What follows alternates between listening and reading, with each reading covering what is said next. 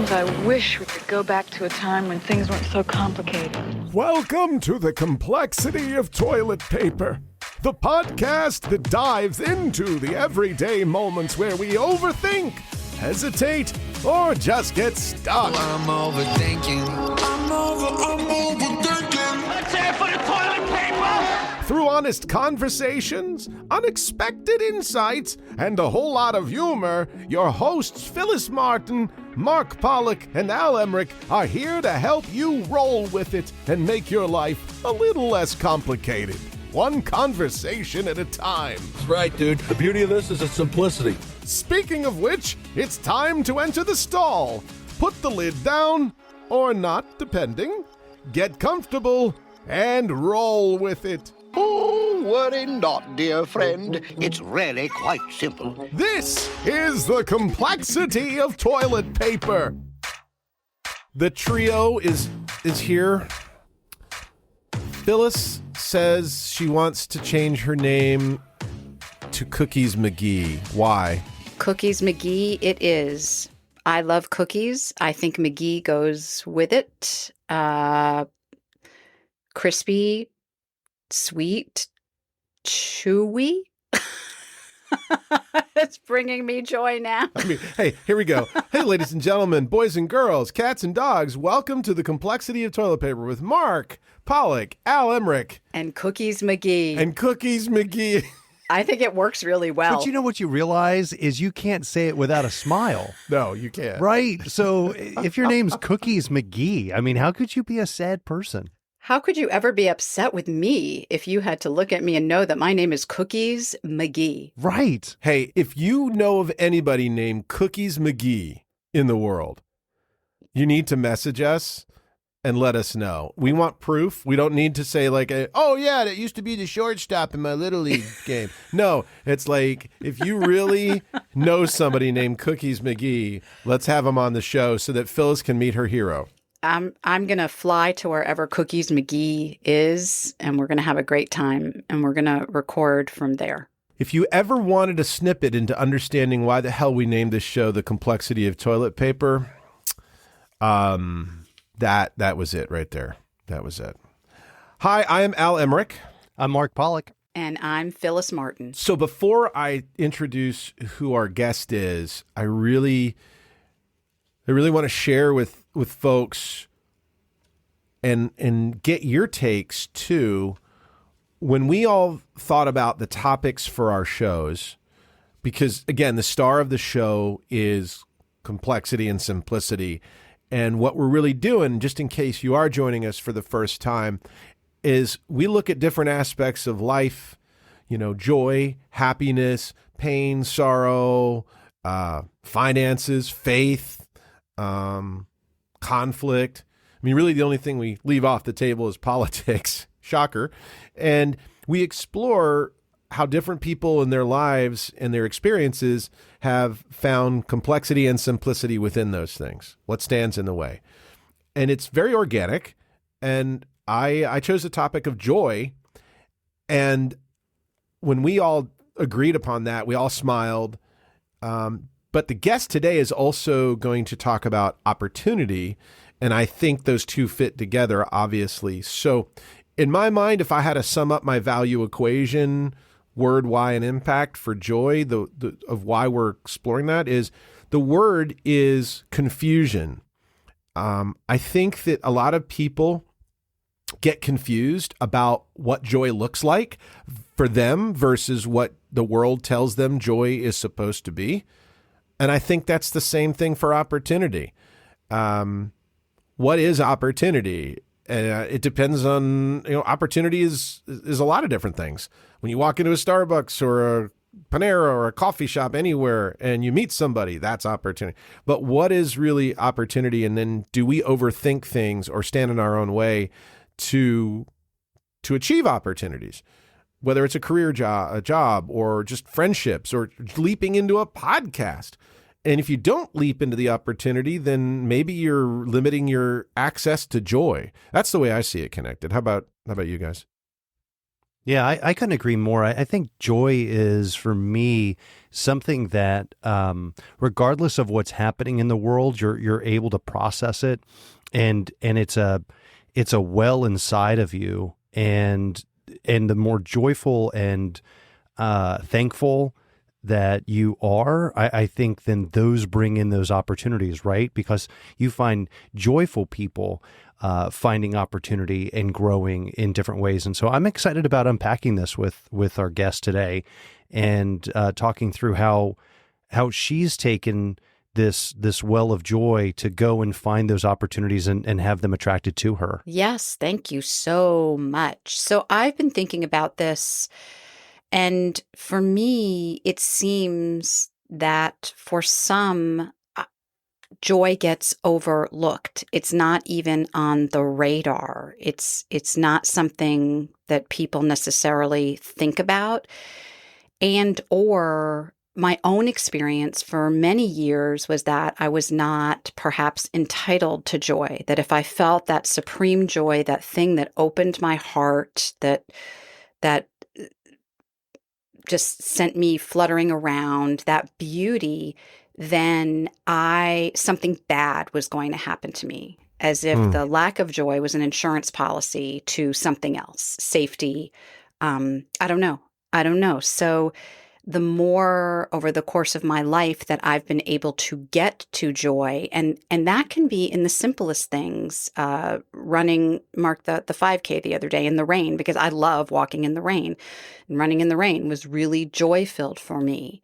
And I think that joy is what, I think joy can open possibility and opportunity. For me, it has shifted my lens. It shifts my lens in a very particular way. So like you, I'm ready to get into it and get started.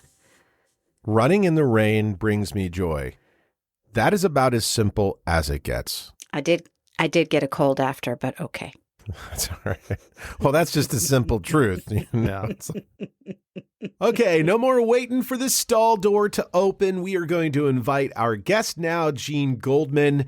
She is not only a friend of mine who I've known since the early 90s when we were in radio together.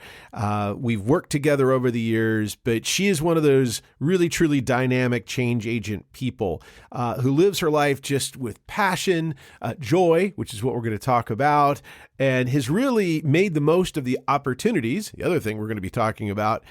But right now, what you can find her doing is really helping people find the passion in their health and their life. And she's kind of like this personal GPS to wellness. And she'll talk about that. But where she began and where I first saw her joy and learned about opportunity and the connections with people and business and putting it all together was back when we started in radio together. And she had launched her own advertising agency in 2001, grew it into a multi-million-dollar business. But like deep down, she had this, oh man, there's got to be more out there. And then in 2015, she discovered this non-traditional kind of business model that aligned with her mission to make this bigger impact. And she's going to talk about that. But what she does is help people rewrite their stories, activate their lives, become more of who they were meant to be, kind of one life-changing decision at a time. And I thought, wow, that would be great, because we kind of talk about how you can find simplicity one conversation at a time. So let's do it. Let's bring Jean Goldman into the stall on the complexity of toilet paper. I'm overthinking. I'm overthinking. Jean Goldman has entered the stall. Jean, in 35 years we've known each other, did you ever think I would say, hey, Jean Goldman has entered the stall? That's a little frightening, yes. That is. Yeah, and I want to state it for the record. You and I have never been in a bathroom stall together. Correct. That is correct. Correct. Absolutely correct. Mark and Phyllis look on skeptically. I'm glad you've cleared that up for us. I actually have photo evidence that Al and I were in a bathroom stall together. But we do. Hey, we need to drop that photo in the show notes. We do. Yes, let's do that. All right. Because that's the only reason people would listen to this show is to see you and I in a bathroom stall together. I want to quote something here, Jean Goldman. It's not what you gather in life, but what you scatter that tells what kind of life you've lived. Yes. That is your statement.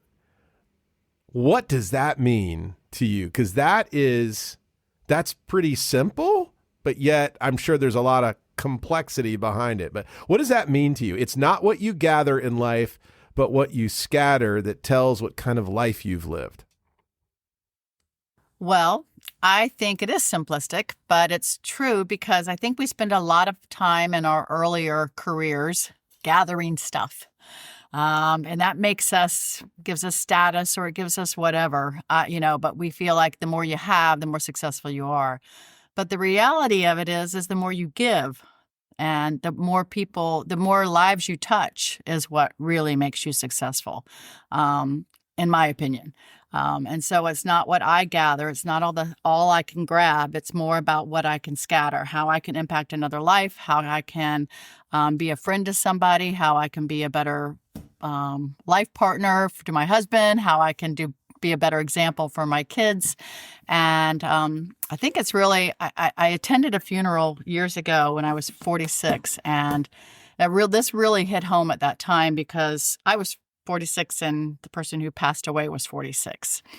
And it was standing room only in this church. And in fact, I was outside listening on the speakers. There was that many people. And it really kind of touched my heart that many people showed up to his funeral and that he made that much of an impact in people's lives, and that they wanted to attend that. And that really was, at the end of the day, no one's ever going to say, wow, because you worked so hard for me, or you did this, or you did that. It's really because of her or because of him, they changed something in my life. That's what matters to me. So, Jean, I'm just going to ask you directly. Give us a little background about your life today and what joy looks like in your life today, because your work with LifeVantage, you're giving health to people, and you talk a lot in your posts when you're speaking to people, to the folks that work with you, to your friends, about your joy. What does joy look like, and how do you define that for yourself today? I think for me, joy is enjoying what you do. No, hated to use the word twice, but I really think it's what makes you happy. I feel like my life hasn't always been what I consider rainbows and unicorns, but I certainly try to always, I feel like you get what you focus on. And so there's I'm going to do it again. There's crap in our life. And I just think that we could stay there, or we can actually say, okay, what's good in my life? What can I do? How can I change the energy in my body to be grateful for what I have? Because we all have wonderful things in our lives, in spite of the fact that we feel like we're probably at our lowest low sometimes. And so that's how I find joy, even in the day-to-day, is that I focus on gratitude. I list things I'm grateful for every morning when I wake up, and I do it when I go to bed. And I just do my best, not always successful, but I do my best to stay with an attitude of gratitude. That's really how there's always something. I don't know if that answered the question, but. Yeah, Jean, in your experience, and we were talking about this just a few minutes ago, I'm sure you've worked with people and seen people who unintentionally likely create barriers to joy. And again, subconsciously or sometimes consciously. And what have you seen throughout the course of your professional life in terms of those barriers, and how, from your perspective, have you seen people work through them to find their way to joy and opportunity? I think you have to have a good circle of people. And if you don't, then, maybe a spirituality about you that actually something that someone you can talk to. I think that's important. But I find that people get stuck in their own head, and they get stuck where they are. They think, I mean, I think we've all been there, including myself. I've been there. Oh, woe is me. Why did this happen to me? And we get stuck there. And, I had a training one time years ago, back, gosh, late 80s, where they said, when you're in a rut, it's a shallow grave. And so it's like, when you're there, you're like, okay, I have options, but I like to be that friend that can share options. I like to be that friend who can listen to people and say, tell me about what you've tried. Tell me about, what's going on. Let's try to collaborate and figure out a way to get you out of this rut that you're in, so you can at least start making steps in a positive direction. But I think people really just get in their head. I think they get, they feel like they're the only ones, and they play that, comparison game, or, social media is probably the worst about it. They play that comparison game. They can't stay in their own lane. They don't know. None of us know what everybody's life is like. Yeah. What do they say? Comparison is the thief of joy. Yes, it is. Exactly. Yeah. And it is. And I've been guilty of it. Oh, she's doing so much better than I am, or what, we all go there. And it's kind of like, you just have to stay in your lane and know that your journey is your journey. And everybody's journey is different. And just because my journey might right now be at a good spot doesn't mean it's always been there. And I think that we just have to remind ourselves to if you want to wallow in it. But the world stops for nobody. You got to get back on, and you got to find a way to get out of that rut and find a way to be grateful again. And I don't know. I kind of go in circles when I talk about that, because it's hard to explain that, but I really just try to be a good, for me, I think people get stuck in their head. And for me, I like to, if you don't have a circle, or maybe I can help in a way. I mean, I've had conversations with a lot of people recently where they're just stuck, and it's like, well, let's figure out a way to get out. Jean, you can't live there. It's one of those things where it's a self-fulfilling prophecy a lot of times, right? So you're depressed and it's tough to see the light. And then you spend some time and you see other people happy, like you were saying, and it makes it even more difficult to be joyful. And you were talking about really crafting your statements of gratitude and having people to reach out to. So I'm curious, we likely have people listening to the show who are either situationally depressed, clinically depressed, maybe just sad, and they don't have that circle of people. Could you share with us, maybe if you were to give someone a piece of advice you didn't know, something that they could take away, what would you tell that person who maybe doesn't have anybody to go to? Let's say you were their friend. What would you tell them would be the first step in helping see that joy, that light? Wow. Well, I don't know if I can go here or not, but I have a strong faith. And so I think that's where I would go first. I think every person is a miracle. I think every person has their own unique gifts. We're not all alike. And I think that I would probably say to them that I would encourage them on all the things that they bring to other people's lives.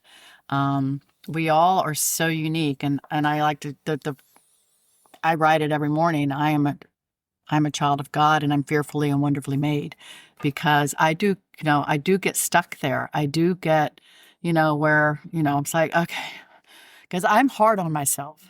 And so I'm always wanting to improve. So for me, I've been there. I've been in that doldrum. I've had some tragedy in my life, and I would just tell them, I would be their friend, and I would just say, listen,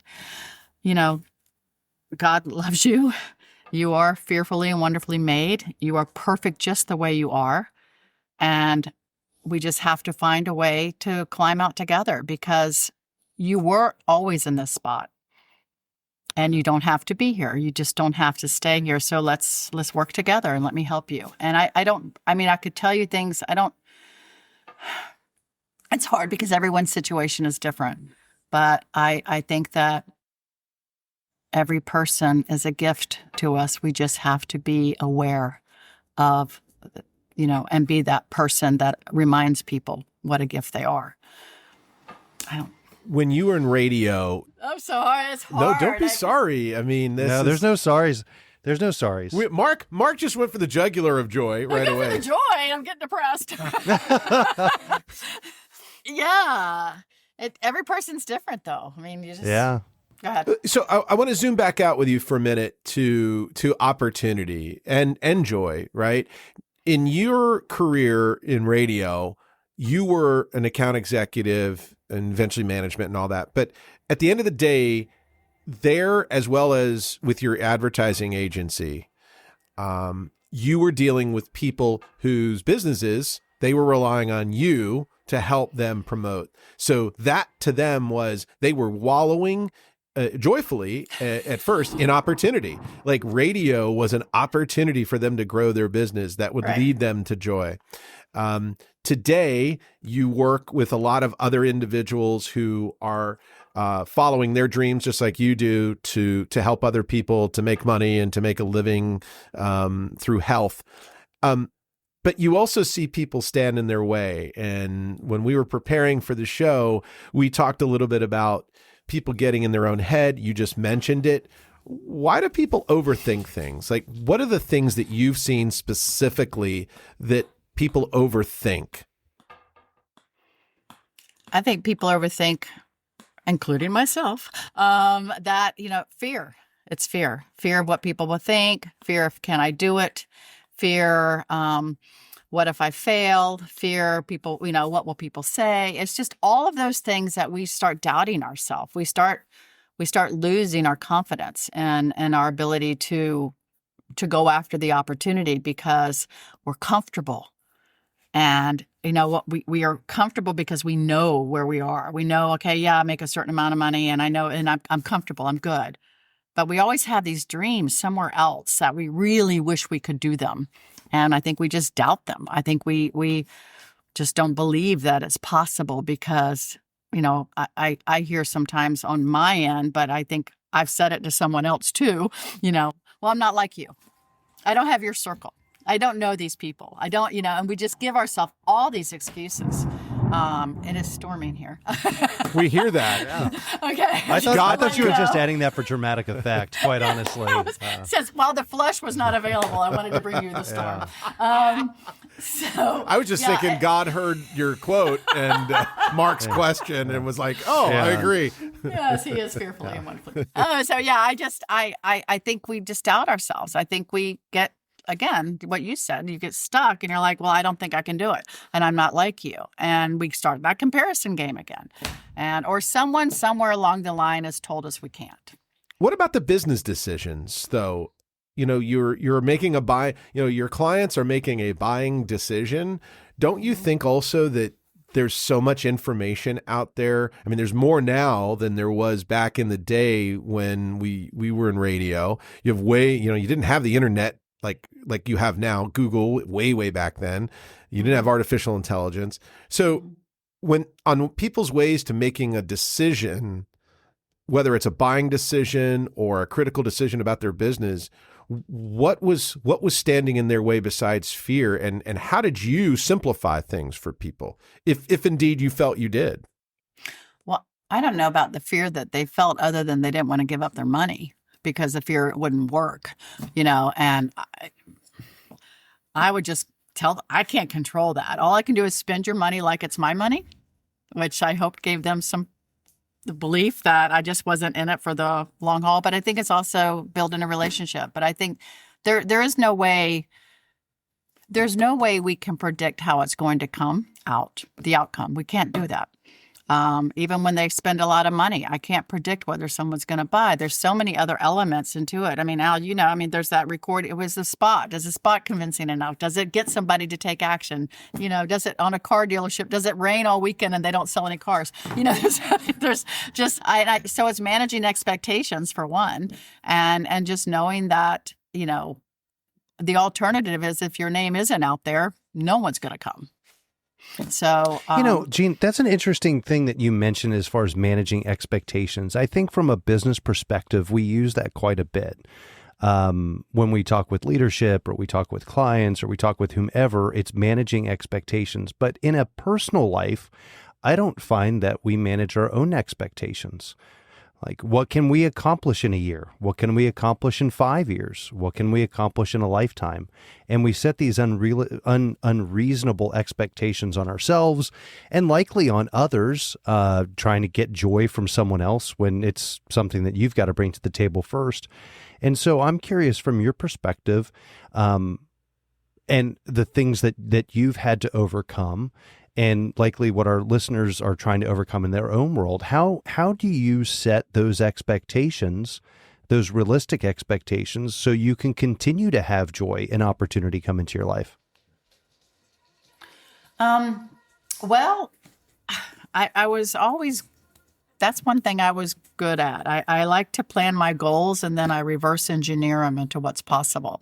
And so, for instance, if I said, like when I was in sales, if I said I was going to make 10 calls or see 10 people a day, have I ever done that before? I don't know. So then you kind of like, well, if I've not done that before, then can I do that every day? Because chances are, if I try to set a lofty goal, like something like that, I mean, because, you get stuck in someone's office for 2 hours, you're not seeing 10 people in a day. And so if I've never done that before, is that a reasonable expectation on myself? Because I'm pretty sure if that's my goal, to do that every day of the week and do 50 calls a week, I'm going to fail the first week if I've never done it before.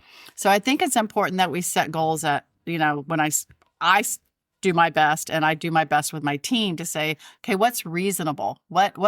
And then go higher. Because, there's that saying, shoot for the stars and or shoot for the moon, hit the star, whatever that is. That one. Anyway, I think, and that's true. I think you can have very good goals, but they have to be, you'll stop working if you keep missing. And so you have to, you'll stop doing it. Then you'll never hit your goal. Yeah, I think that's a great point, because a lot of people, they like, we'll take the gym, for example. They'll set this goal that I'm going to go every day for 2 hours, and they've never been in their life. And then, they're great the first week, maybe even the second week, and then they miss a day and they're like, forget it. I wasn't going to be successful at it. And it steals that joy rather than setting a realistic expectation and saying, I could go 2 times this week and meet that goal and celebrate and get some joy from that and build upon that. So, no, I appreciate that. Thank you. There's like an underarching question that I have, or maybe statement or premise. And it's some combination of Mark and Jean, what you've been talking about. But it seems to me that part of the equation, if we're talking about achieving joy, and how to simplify our lives to do that, would be some understanding or knowing of what brings you joy. And I'm wondering how often, or from your experience, people take a minute to sometimes you just don't know until you're absent it, or until you're in a particular situation. So there's that. And then there is this toggle between expectation and joy for me. And I can remember a time, my husband Tim and I had just bought this house. I didn't love the house. I was all famished about, what am I doing in this world? How did I get here? And I sat outside 2 days after we bought the house and said, oh, this is your life, which was game changing for me, because then it was a reset, and then I had a choice. Can I accept it and find the things in it that bring me joy, or I don't even know what the other thing is that. So I think my part statement, part question is this even identification of knowing what brings one joy. I think it's a great question, and I'm not sure I have the right answer. But I think that for me, I usually ask people, and in doing that, also, this is how I get through it myself, is asking myself, what do I want? I did an exercise years ago, someone literally said, what do you want? And I'd say this, and like, well, what do you want? and you had to keep kind of digging and digging. It's kind of like the, what's your why, whatever, and then why is that your why? And you keep digging until you peel all the layers of the onion back, and you really do figure out, what you want. And I think that's a lot of people. I think people have trouble finding what they really want. I think they get into this routine and this, cycle, and they settle because they think that's as good as it's going to get. And they stop dreaming and they stop thinking about what they really want. And so I do think that, I think it becomes a problem. And I do think some people do lose sight of what brings them joy. Jean, before we shift into our speed round here, I want to ask you one more question and bring it more current in the standpoint of the work you're currently doing with LifeVantage. Yeah. And real quickly, just tell folks, what is LifeVantage so we understand, this business that you're in. So LifeVantage is a nutraceutical company, publicly traded, and they have products that help people heal their body inside and out naturally. I am a big health and wellness person. I sadly watched my father die at the age of 12, and which is one of the tragedies I say I lived my life. And that was probably where I really that's where I came up with that saying, the world doesn't stop for any of us because we have to get back on. But I watched that, and I really became like, why at the age of 46 would I lose someone so young? And you just start to realize that, we get one body, and it's all we get. And we go back to the joy and the dreams and the goals and all the things you want to do in life. You have one body to do it all in, and we screw it up. And I really just want to teach people how to get back on track, to get healthier, to heal their body from the inside out, and to live a longer and healthier life so they can do the things they want to do and they can feel good enough to do them. So thank you for sharing that with us, Jean. No, we all, the irony is that not only do all of us understand and feel that, we've actually all realized through our own journey together that all of us have experienced loss at an early age of a parent. So, well, then let's bring this full circle. Health is anything but simple. And yet in fact, if you say health, they think of health care, and that's what gets complex. But when I listen to you and I read some of the things you share with people, you make it pretty simple. And even the way you just communicated health is pretty simple. You got one body, do the things to take care of it. And so I would really be curious, why from a health perspective do you think that we struggle and make life so much more complicated? Because health is directly related to joy and opportunity. Yeah. Yes. Boy, that speaks. He, Exclamation point. I'm out. wow. Yeah. Well, I think we become a society of less is more in a variety of ways. And I want to do less to achieve, health, or I don't want to work hard for it. I just want to take a pill for something, or I want to, I get really frustrated with that because it's not that easy. I mean, you're never going to take, and I probably will make some people mad, but you're never, the healthcare industry is not stacked in your favor. It is stacked against you. And they're never going to create something that's going to get you better. It's just going to put a Band-Aid on it. But we have the ability to heal our body. And you can take a pill for something and never change your habits. And guess what? You're never going to get better. Or you can make an effort to take some positive steps in a different direction to heal your body. And whether that's through my products or it's through just starting to walk again or starting to make better choices in the food aisle of eat less processed foods, all of those things, those are steps that people can take to just get themselves healthier. Because, then they say, well, eating that kind of good food and all that is expensive. I'm like, well, healthcare is expensive. It's not, I would rather be preventative and never have to go through that and not then I would be to have to go through that. And I've seen it. I've seen people go through it. And I don't want to do that as long as I can. I mean, I'll be 64 next month, and I'm on 0 medications, and I'm like to think I'm, according to my blood work, I'm healthy, and I want to stay that way for as long as I can. And that's the goal that I want everybody to have. Can I tell you that you're ever going to get off medications? No, but I can tell you that if you do all those, as many right things as possible, great things can happen.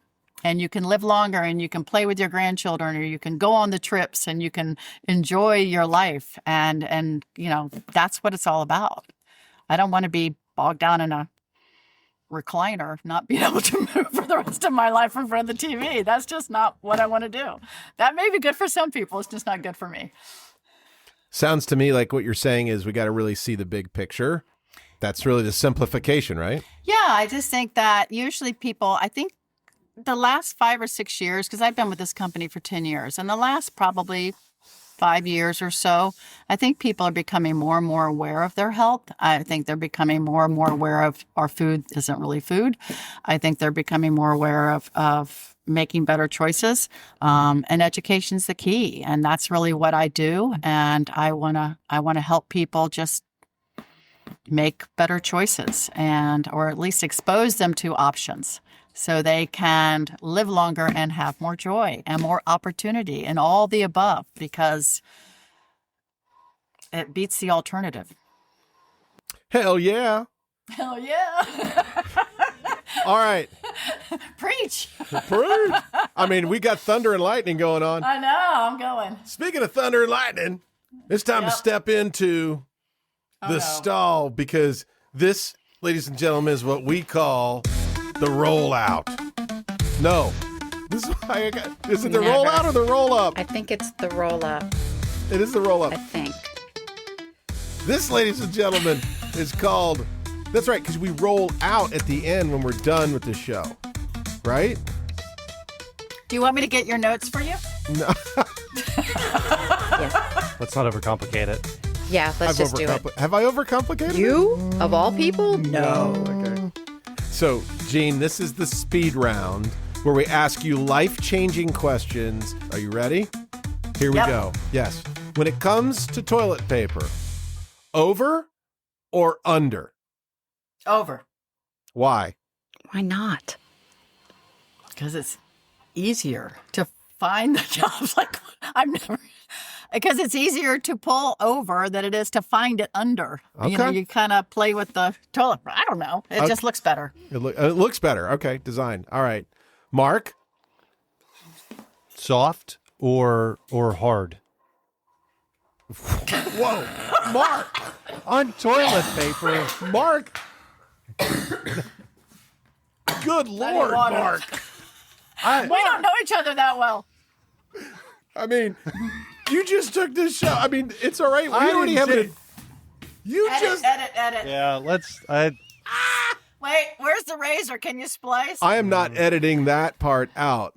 Great. Okay. Quick sidebar. Can we make sure we bring the frickin' questions with us? I have them here somewhere. We should. All right. So, Phil, I have one. Yeah. You go. Mark is in timeout now. Wet or dry? Wet wipe or dry toilet paper? So what? So wet, dry or wet? Dry. You said dry. My choice is a wet wipe or dry toilet paper. Yeah. Your preference? Dry toilet paper. Dry. This is really personal. Okay. Yeah, no, this is good stuff. All right. 1 ply or 2 ply? That's what it was. Yeah. 1 ply or 2 ply? I don't know. 2? I don't know. Do they do that opinion? Anymore? Yeah. I went to the dollar store the other day and all they sold was 1 ply. I was like, who uses 1 ply? Well, I definitely would like a little thicker than 1 ply. Yes. Yes. Right. So 2 ply. Yeah. But 1 ply is cost effective, and in a pinch you need it. It's not. But it's probably industrial strength, right? No, you have to use so much more. Do they make more than 1 or 2 ply? I mean, I've never heard of a 3 ply. I guess if I think they start. They make it quilted. They make it quilted, so it's not really 2 ply, but it's just a thicker. Yeah. See, Phyllis knows what I'm talking about. Have you guys shopped for toilet paper? we think about. Let me just tell you, your life is Your life is going to change because you're going to go into the damn toilet and you're going to start thinking about things. So here's the last question. What is or has been your favorite potty time activity? Some people play on their phone, some people read, some people whatever. No, you're shaking your head. What? She just goes. I go to the bathroom. So I have two boys. Well, they're men now, but I grew up in a house full of men. It is not a library. It's a bathroom. I don't know how their legs don't go to sleep. I just have most. They do. They do. They do. Okay. Yeah, it is. Yeah. Fortunately, we have many bathrooms in our house. So when they were younger, I had options. But believe me, it is a place to go to the bathroom and go. You're done. All right. I don't linger. I don't linger. That should be. Hey, make There's a a note. song. Let's do a T-shirt. Like it has a toilet on it, Mark, and it says "I don't linger." We could have the Cranberries as a background song. I was just saying, there's a song. Linger. Linger. Oh God, I was thinking of something else. Anyway, Oh, I don't want to go there. It's time to flush. It is time to flush. All right, we're going to close with one last thing. Thank you for being so transparent, for bringing yourself. Some things that I kind of heard, or we heard, as it relates to some tips and takeaways, and just affirm these or add to them if you wish. When it comes to finding joy, finding opportunity, and really being present, be reasonable when it comes to expectations. Also, find and define what actually brings you joy, but be willing to dig deep. Correct? Am I saying that correct, Jean? Yeah, I think you have to make an effort to find joy sometimes. I mean, but not always. I think, you can have a multiple amount of days of great days in a row where you're constantly, things are all going great and you're always finding joy because, the sun is shining and life is good. I think it's a question of maybe when it's not, remind yourself that how many days you had prior or how many good days you've had, and this day will pass. This too shall pass. And I think you just have to focus on the good, even if you did an exercise where you were just in the blahs and you stop to say, what am I grateful for? What's something I could be grateful for? Anything. I mean, just pick it. And if you start doing that, you will literally feel the energy shift in your body. It is an amazing, and if you can stack one on top of the other, and then maybe just think of three things, but your energy will shift and you'll realize, at least I hope so, that, this is something, but it's not forever. It's just something now, and that you just move, you can get past it because you've done it before and you can do it again. And also find the joy in the small moments. Yeah, it's absolutely. sometimes the in-betweens And- that is. Yeah, you got to be present too. I think we get stuck on our phone. We get stuck multitasking. We get stuck doing all this stuff. And if you're just, put the phone down. I believe me, I do a lot of my business on social media. I have to remind myself to drop my phone and just say I'm present in the moment. I think you've even said, it's like, I didn't take any pictures. I couldn't believe it because I've always taken pictures. I'm like, I didn't take any pictures. I was totally present in the moment. And I loved it. And I think we do have to really take some time and fill our own souls with what we need so we can find more in others, because that's, I don't know. I could get poetic. As a child, I absolutely loved verses and sayings, so I could go on forever on all the ones I've done. But I've done a lot of personal development and become, someone who wants to continue to grow because if you're not growing, you're dying. So I want to grow and I want to learn because I think we could always be better versions of ourselves every day. Wow. Mark, I think you have some competition for the mic drop. More information is available in the show notes regarding Jean and her awesome life, thoughts, and career, and how to get in touch with her. We'll be right back in the stall. Hey there, we sure do hope you're enjoying the show, and if you are, please tell your friends, like it, share it, put it all over the place, because we're not just doing a podcast here, we're trying to start a movement. Okay, that was probably a bad pun. Intended, by the way. But seriously, the complexity of toilet paper is about creating conversations in places where things just don't need to be that complicated. It's about finding the simplicity in life. And if we work together, you know what? We think we can actually achieve it. So follow us on Facebook, share the show, give us your comments, and come back and join us in the stall. You know, we just spent some wonderful time talking with Jean, and I feel like we opened up another pathway to really understanding what are we really dealing with this issue of joy. Is it that people aren't finding joy? Is it, Phyllis? I mean, I know you had some real good thoughts on this. Yeah, I think we all want joy, no matter who you are. Joy, we're on a search, a quest for joy. And one of the reasons we do this show is because we know we've talked to enough people, we share our own stories, that we overcomplicate things that don't need to be overcomplicated. And so it's why we're doing the show. What is it that stands in our way of finding joy, and what does the path to simplicity look like? And that is a struggle from day to day sometimes. And it just depends on, everybody's going to do it in a different way and find their own path and have their own issues, if you will, when it comes to finding and being in the space of joy. That's what I loved about what you said, Mark, when you recapped what Jean had talked about, which was, you know, really making this list, going through the action of this is what brings me joy, so you can actually have kind of a target, right? Yeah, I mean, I think that's the simplest way to do it, right? Is make a list. How do you define joy in your world? And What brings you joy? What brings you joy? And then make a list of what brings you joy, and then search out those things. Yes, and identify when you're not feeling joy, what's standing in my way of that? Because sometimes it's as simple as reminding yourself, I have to have faith. And whatever that faith is in yourself and in God and a higher power, sometimes it's stopping and taking a breath. And one could conversely ask themselves, what steals my joy? Which is sometimes for me more identifiable than what brings me joy. And she brought up something that is actually very complex, which is comparison. And we compare our lives to everybody else, whether it's through social media, whether it's in a neighborhood that you live in, whether it's a car that you drive, whatever the case may be, you're comparing yourself, and that complexity can be eliminated through taking a look at the positive things that are happening in your life, not someone else's life, in your life, and not letting comparison steal that joy.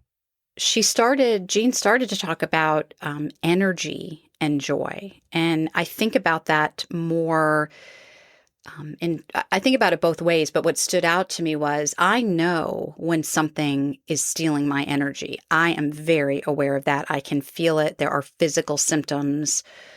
You all probably know it just from us hanging out together. There are things that steal energy. So I think there is this toggle between energy giving and energy stealing, if you will, as we're talking about joy. And so much of this, as I'm processing out this conversation that we just had with her, is around simple old awareness. We're moving so fast, doing a million things, just simple awareness. Life is hard. Life is complex. And this show is not here to solve the problems. It's here to just oftentimes set out reminders. And I think the three of us have to be always cognizant of the fact that we are guides, because we're gonna see the same version, a different version of the same answers show up a lot. And that's okay, because we have to remind ourselves as much as we want to remind and share the folks that are joining us. I would say that growth happens when the light shines on it. And our goal here is to shine a light. And what you do with that is up to you, right? And up to each of us. And so my hope with the show is that we have guests like Jean who share these methods of simplicity to put that light on it and let it grow into our own lives. Well said. How does he always end up being the king of the stall?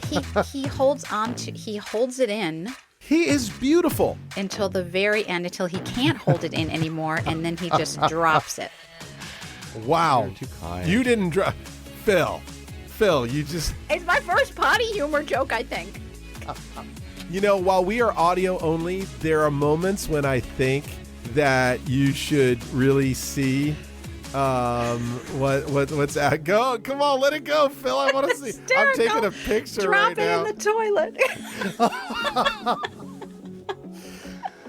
You know, deep down, everybody, what you don't know is this is Phil's secret plot to just have her own joy filled, because we're here for her.